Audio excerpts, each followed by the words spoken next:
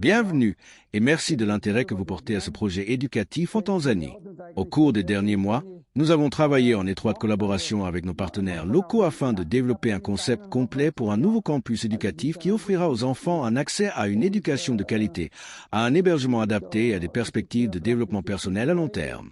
Les plans ont déjà été élaborés par un ingénieur expérimenté et comprennent l'aménagement complet du campus.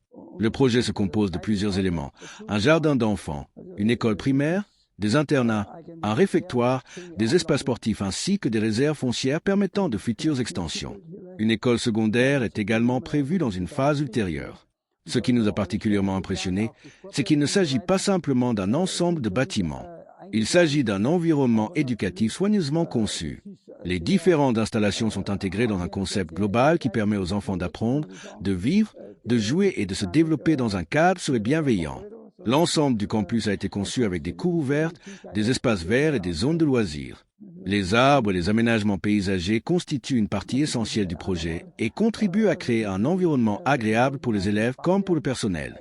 Des installations sportives ont également été intégrées dès le début de la planification.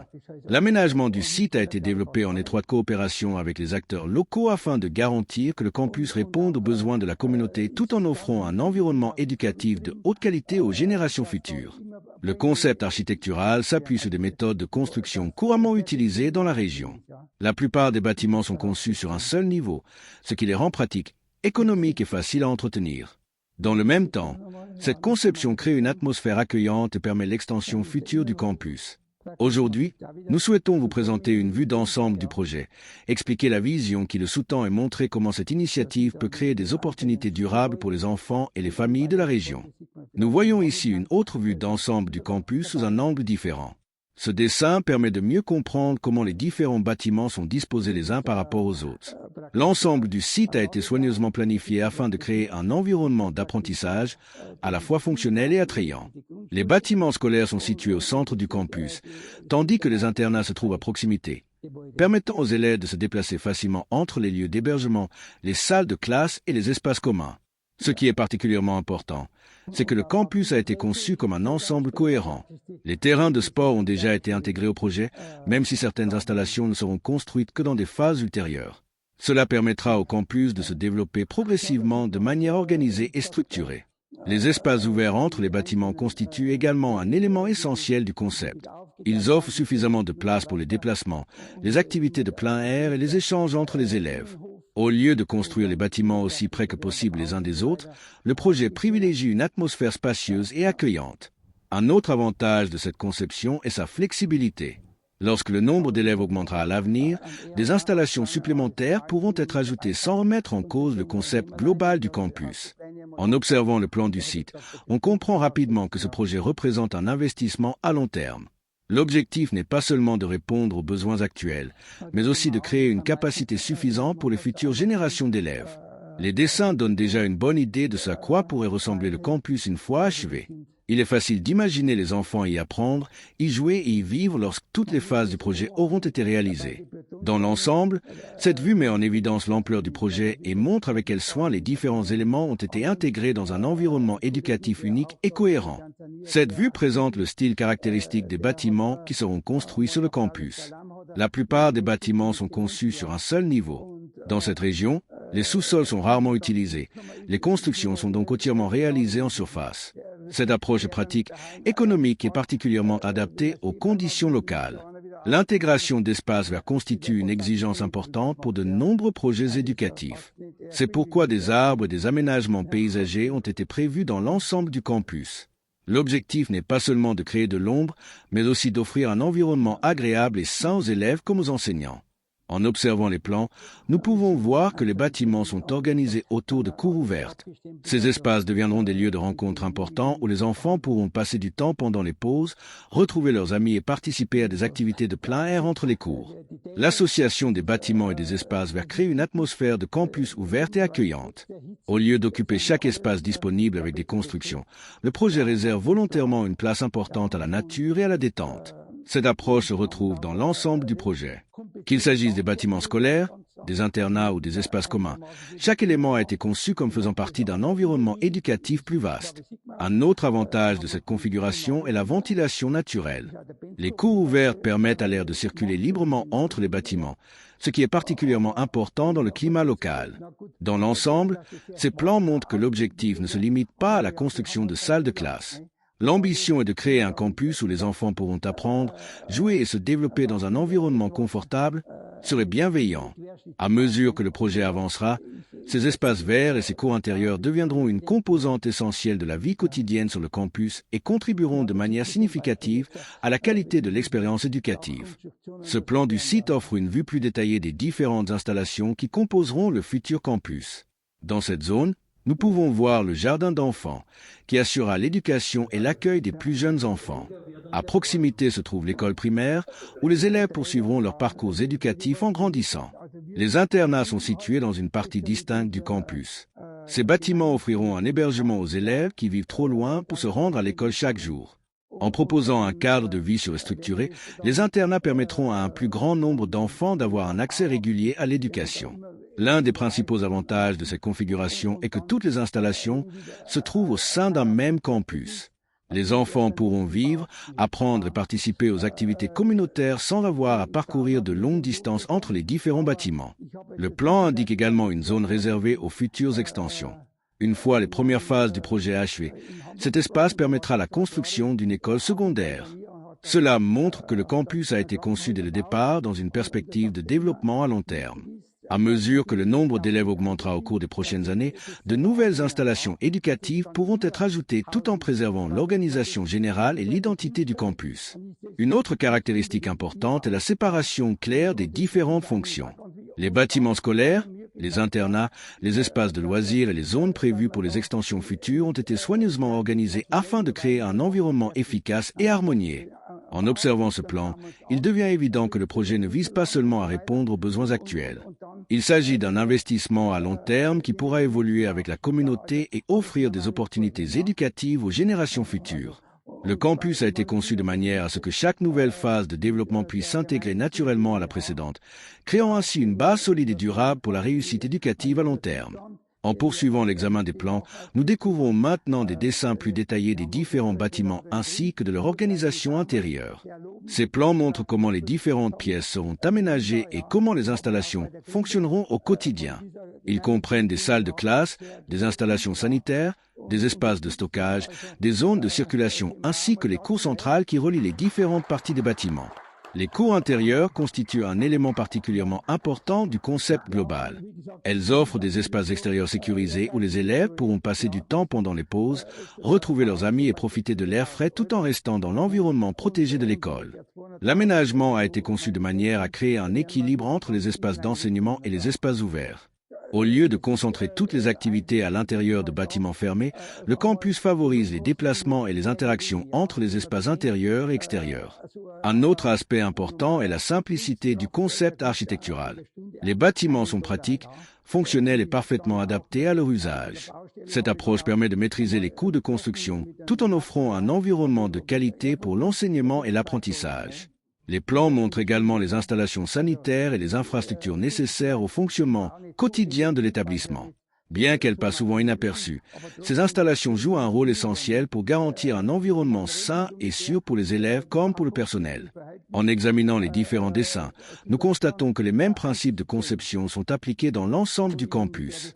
Des éléments architecturaux similaires, des cours intérieurs, des chemins de circulation et des espaces ouverts se retrouvent dans les différents bâtiments, créant ainsi une identité visuelle cohérente.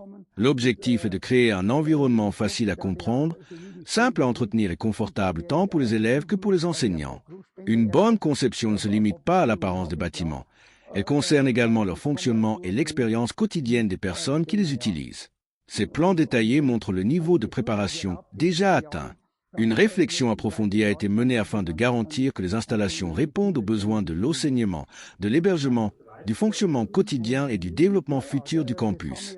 Dans l'ensemble, ces dessins donnent une image claire de la manière dont le campus fonctionnera une fois achevé et de la façon dont les différentes zones travailleront ensemble pour créer un environnement éducatif accueillant et stimulant pour les enfants qui y étudieront et y vivront. Les plans que nous examinons ici ont déjà franchi toutes les étapes du processus officiel d'approbation. Tous les dessins nécessaires ont été préparés, vérifiés et approuvés, ce qui signifie que le projet est prêt à avancer dès que les financements nécessaires seront disponibles. L'un des aspects les plus intéressants de ces plans concerne la conception des toitures. En observant les dessins vus de dessus, nous pouvons clairement voir les structures de toiture ainsi que les différentes formes choisies pour les différents bâtiments. En Tanzanie, les toitures en tôle métallique sont extrêmement répandues. La plupart des toits sont réalisés à l'aide de tôles ondulées ou trapézoïdales, souvent de couleur bleue ou dans des teintes similaires. Bien que le climat soit très différent de celui de l'Europe, ces systèmes de couverture ont fait leur preuve depuis de nombreuses années et sont largement utilisés pour les écoles, les habitations et les bâtiments communautaires. Ce qui est particulièrement remarquable, c'est que de nombreuses toitures présentent des formes relativement sophistiquées. Même s'il s'agit avant tout de bâtiments éducatifs fonctionnels, les architectes ont intégré des toits qui apportent du caractère et une identité visuelle forte à l'ensemble du campus. Les structures de toiture elles-mêmes sont également conçues différemment de ce que l'on pourrait attendre dans des pays au climat plus froid. Comme il n'y a pas de char de neige à prendre en compte, les éléments porteurs peuvent souvent être réalisés avec des sections plus réduites tout en conservant la résistance et la stabilité nécessaires. En examinant les plans de plus près, nous pouvons constater comment la géométrie des toitures contribue à l'apparence générale du campus. Les toits participent à l'identité de chaque bâtiment tout en créant une cohérence architecturale pour l'ensemble du projet. Un autre aspect important est la ventilation. Les structures de toiture et la disposition des bâtiments ont été conçues pour favoriser une circulation naturelle de l'air, ce qui est particulièrement important dans le climat local. Une bonne ventilation améliore le confort à l'intérieur des bâtiments et crée de meilleures conditions pour les élèves et les enseignants. Ces détails techniques ne sont pas toujours immédiatement visibles lorsqu'on regarde un bâtiment terminé, mais ils jouent un rôle essentiel dans la performance et la durabilité des installations à long terme. Une bonne conception résulte souvent d'une multitude de petites décisions qui, ensemble, permettent de créer des bâtiments solides, fonctionnels et agréables à utiliser. Les équipes d'ingénierie ont donc accordé une attention particulière non seulement à l'apparence du campus, mais aussi aux exigences pratiques liées à la construction, à l'entretien et à l'exploitation quotidienne des bâtiments. Ainsi, les plans associent les traditions locales de construction à des principes d'ingénierie éprouvés, afin de créer des infrastructures parfaitement adaptées à leur environnement et capables de servir la communauté pendant de nombreuses années. À ce stade, une question importante se pose naturellement. Qui assurera la gestion du projet et veillera à ce que les fonds soient utilisés de manière responsable tout au long du processus de construction?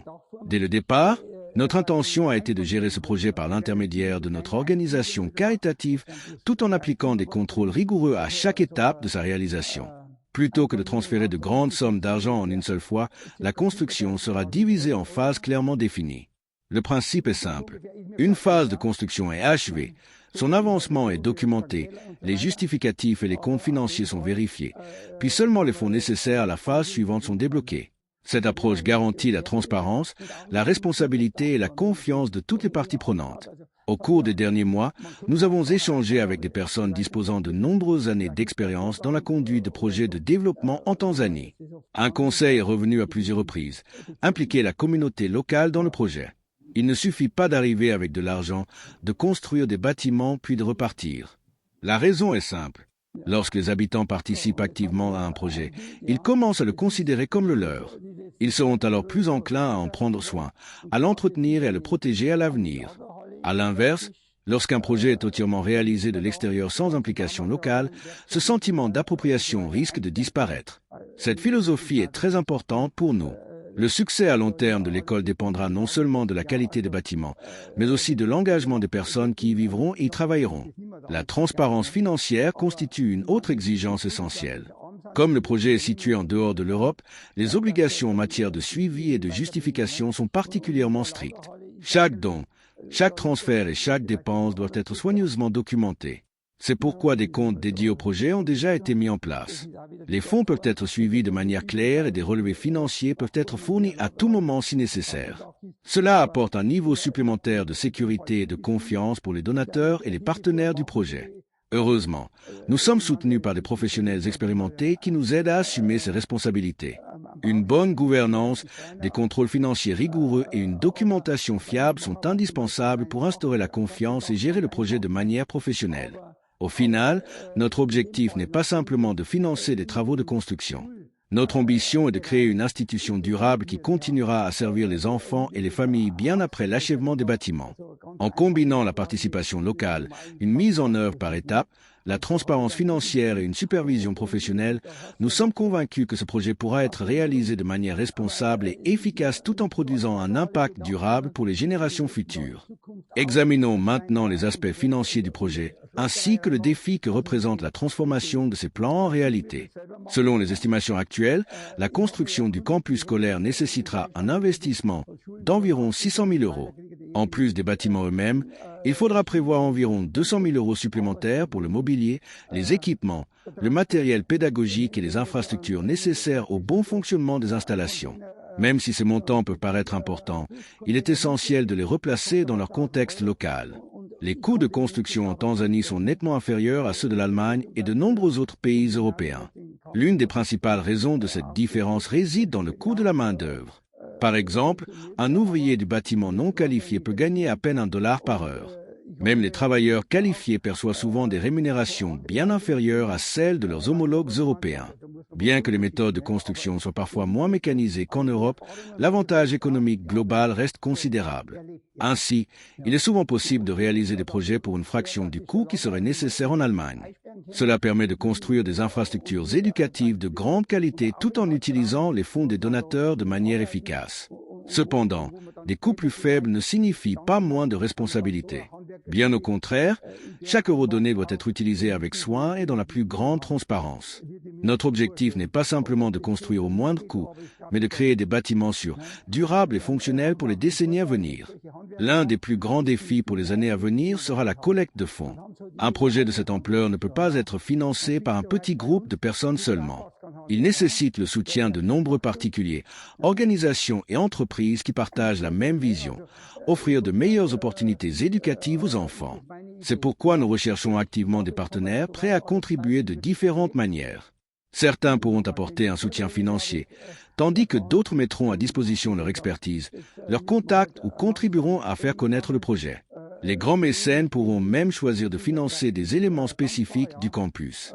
Par exemple, un donateur pourrait soutenir la construction d'un bloc de salle de classe, d'un réfectoire, d'un système d'approvisionnement en eau, du mobilier ou d'une autre composante identifiable du projet. Cela crée un lien concret et visible entre la contribution apportée et l'impact généré. Ce qui rend cette initiative particulièrement importante, c'est la valeur durable qu'elle crée. Les infrastructures que nous construisons aujourd'hui serviront les enfants pendant de nombreuses années. Chaque salle de classe, chaque dortoir et chaque équipement contribueront à offrir davantage d'opportunités éducatives et un avenir meilleur à la communauté locale. C'est pourquoi nous considérons chaque don non pas comme une simple contribution financière à un projet de construction, mais comme un investissement dans l'éducation, les opportunités et un impact social durable. Avec un soutien continu et des financements suffisants, nous sommes convaincus que cette vision pourra progressivement devenir réalité et offrir des opportunités à des générations d'enfants dans les années à venir. En plus des bâtiments éducatifs, une autre infrastructure importante est prévue dans le cadre du projet. La première phase de construction comprend un bâtiment dédié au stockage et aux ateliers.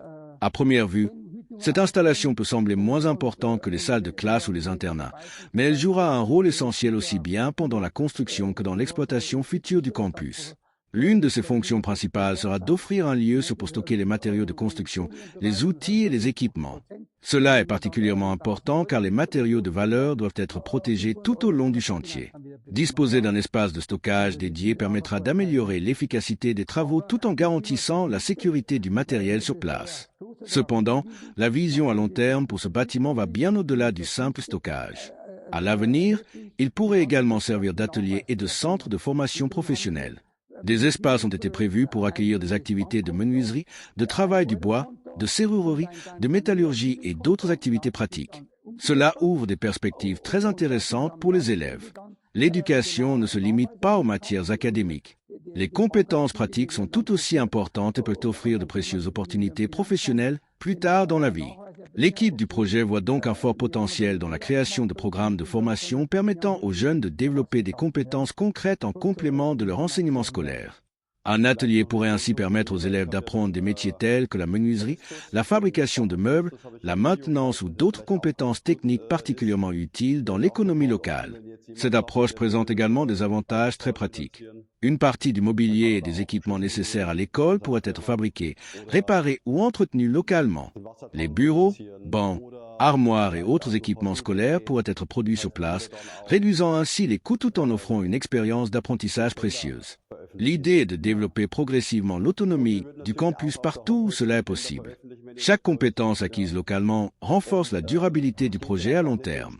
Ce qui commence aujourd'hui comme un simple bâtiment de stockage pourrait donc évoluer vers quelque chose de bien plus important, un lieu où l'éducation pratique, la formation professionnelle et le développement de la communauté se rejoignent. Cette vision reflète la philosophie globale du projet. L'objectif n'est pas simplement de construire des bâtiments. Il s'agit de créer des opportunités, de développer des compétences et de donner aux jeunes les moyens de construire un avenir meilleur pour eux-mêmes et pour leur communauté. Pour conclure, je voudrais remercier sincèrement toutes les personnes qui ont pris le temps de découvrir ce projet. Les plans sont prêts, la vision est claire et il nous reste désormais à transformer cette vision en réalité. Cela ne sera possible qu'avec le soutien de personnes qui croient au pouvoir de l'éducation et qui souhaitent créer des opportunités pour les générations futures. Chaque contribution peut rapprocher ce projet un peu plus de sa réalisation. Nous espérons qu'avec nos partenaires et nos soutiens, nous pourrons transformer ces plans en un lieu où les enfants pourront apprendre, grandir et construire un avenir meilleur. Merci pour votre intérêt, votre soutien et votre confiance.